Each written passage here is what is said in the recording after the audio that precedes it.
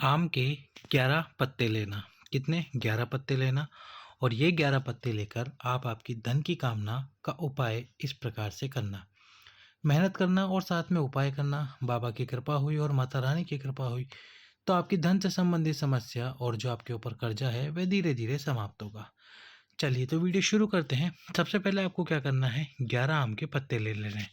और ये 11 आम के पत्ते लेकर आपको इन पत्तों को बांधना है। बांधना किस प्रकार से है वो हम आपको बताते हैं। और इन पत्तों को बांधने के साथ में आपको लेकर जाना है इनको भगवान शंकर के मंदिर में। कहाँ पर? मंदिर में।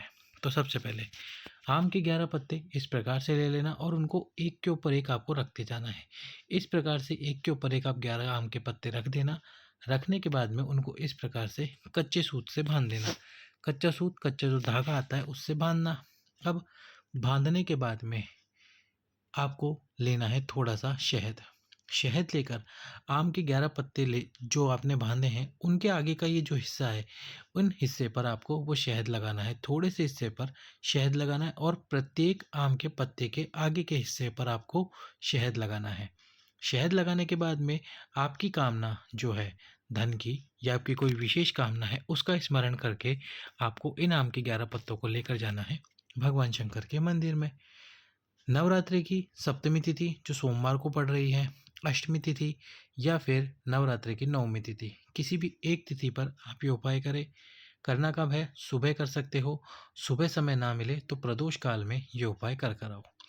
अब आपको क्या करना है, 11 आम के पत्ते माँ आद्य शक्ति का स्मरण करते हुए और साथ में कुबेरेश्वर महादेव कुबेर भंडारी का स्मरण करते हुए ये ज्ञान और अपनी कामना करते हुए आम के 11 पत्ते माता अशोक सुंदरी के स्थान पर समर्पित कर देने हैं।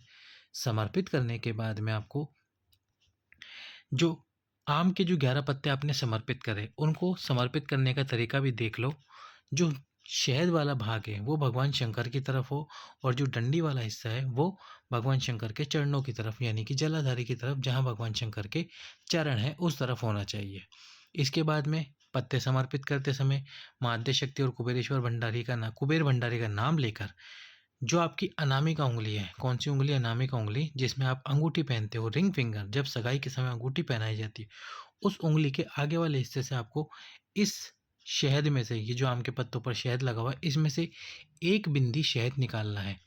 और ये एक बिंदी शहद निकाल कर अपनी कामना करके आपको इस शहद की एक बिंदी आपके मस्तक पर लगानी है या आपके यानी कि आपके मस्तक पर टीके के रूप में लगानी है। और जो धन की कामना के लिए उपाय कर रहे हैं ये तो कामना हो गई, धन की कामना के लिए भी तो भी आपको मस्तक पे तो लगानी है बिंदी। आपकी जेब में यदि कोई रूमाल हो तो उस रूमाल पे, यदि नहीं रखते हो तो रखना शुरू करो। रूमाल पर वो एक बिंदी जो आपने शहद यहाँ से लिया है आम के पत्तों पे से वो लेना है और उस रूमाल में आपको वो शहद की बिंदी लगा लेनी है। उस रूमाल को आपको अपने पास में रखना है, 1 महीने तक अपनी जेब में रखना है। उस रूमाल को धोना बिल्कुल भी नहीं है, इस बात का ध्यान रखना। और इस प्रकार से आपको ये उपाय करना है। आम के 11 पत्ते के साथ, शहद के साथ उस रूमाल को अपने साथ में रख लेना। 11 पत्ते यहीं समर्पित रहने देना और उसके बाद जो आपने एक बिंदी शहद निकाला है वो शहद रूमाल में लगाकर उस रूमाल को अपने पास में रखना। जहाँ भी जाओ, जिस भी स्थान पर जाओ, उस रूमाल को अपने साथ में लेकर जाना।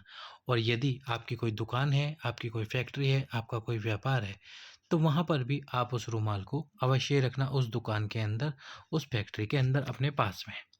तो ये आपको उपाय करना है आम के 11 पत्तों से नवरात्रि की सप्तमी, अष्टमी और नवमी तिथि के दिन। अगला उपाय है भस्म वाला उपाय, जो कि आपकी कामना पूर्ण करेगा और यदि शरीर में कोई रोग है, स्किन पर कोई एलर्जी है, उसका भी निदान करेगा। पर इसके साथ ही आपको डॉक्टर को भी दिखाना है उस रोग के लिए, उस बीमारी के लिए। तो क्या करना है आपको? सबसे पहले तो भगवान शंकर के मंदिर में जाना है। भगवान शंकर के मंदिर में क्या लेके जाना है? लेकर जानी है भस्म। अब ये भस्म आपको बनानी कैसे है? तो वीडियो लाइक, चैनल सब्सक्राइब करके शेयर ज़रूर करना। भस्म कैसे बनानी है आपको? भस्म आपको बनानी है, जो गोबरी आती है यानी कि जो गाय गोबर करती है उस गोबर को जलाकर जो भस्म बनती है, जो राख बनती है, वो भस्म आपको बनानी है।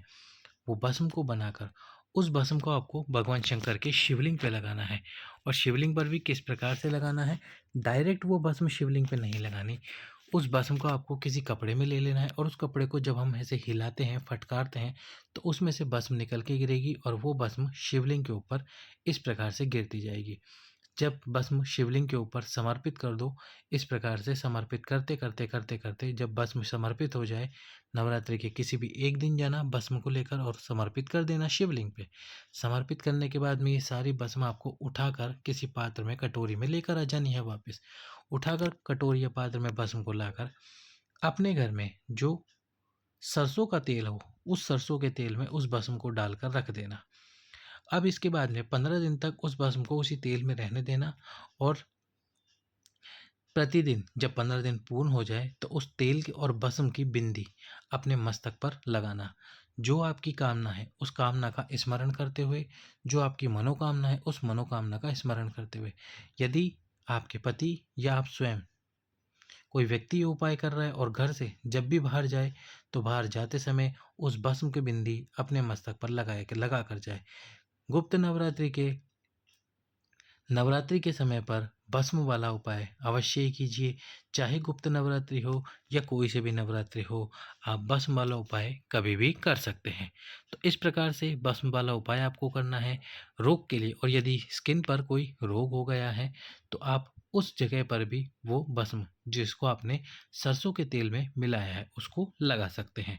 तो इस प्रकार से आपको ये उपाय करना है भस्म वाला और धन वाला, कामना वाला, 11 आम के पत्तों वाला। सभी भक्तों को श्री शिवाय नमस्तुभ्यम। हर हर महादेव। ओम नमः शिवाय।